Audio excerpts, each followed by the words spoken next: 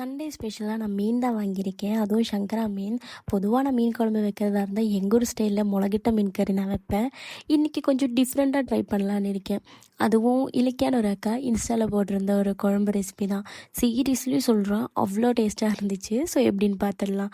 முதல்ல அதுக்கு ஒரு பேஸ்ட்டு தயார் பண்ணணும். அதுக்கு சின்ன வெங்காயம், வெளுத்துள்ளி, தக்காளி, ஜீரகம், பெருஞ்சீரகம், அப்புறம் மிளகு பொடி, உப்பு, மஞ்சள் பொடி, மல்லிப்பொடி இதெல்லாம் போட்டு நல்லா சொட்டே பண்ணிவிட்டு நல்லா பேஸ்ட்டு மாதிரி அரைச்சி வச்சுக்கோங்க. ஓகே. தென் அதுக்கப்புறமா அவங்க வந்து கட் பண்ணி தான் போட்டிருந்தாங்க ஷேலட்ஸ் எல்லாமே. நாங்கள் வந்து இங்கே இடித்து போட்டுப்போம். இஞ்சி, வெளுத்துள்ளி, கொச்சுள்ளி இது எல்லாமே இடித்து தனியாக வச்சுக்கோங்க. அதே மாதிரி தக்காளி, பச்சை மிளகாய்.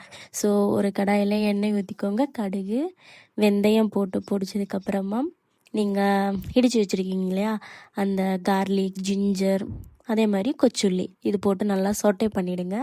கொஞ்சம் நல்லா வதங்கினதுக்கப்புறமா கறி லீவ்ஸ் கொஞ்சம் ரெண்டு பச்சை மிளகா போதும் கீறினது. ஓகே.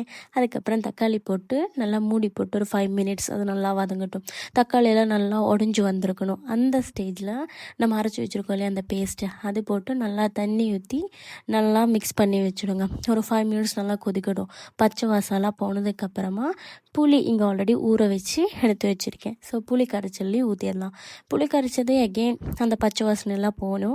அதுக்கப்புறம் தான் மீன் சேர்த்தணும். நல்லா கழுவி க்ளீன் பண்ணி எடுத்து வச்சேன் சங்கரா மீன் எல்லாத்தையும் சேர்த்து நல்லா மிக்ஸ் பண்ணி மூடி போட்டு வச்சுருங்க. கடைசியாக வெந்ததுக்கப்புறமா கொஞ்சம் கறி லீவ்ஸ் போட்டு இறக்குனா அவ்வளோதான். சூப்பரான டேஸ்டி குழம்பு ரெடி. நீங்களும் இதை மறக்காமல் ட்ரை பண்ணிவிட்டு சாப்பிட்டு போகிறவங்க. அவ்வளோ டேஸ்ட்டாக இருக்குது. ஆனால் மண் சட்டியில் வைங்க. ஓகே.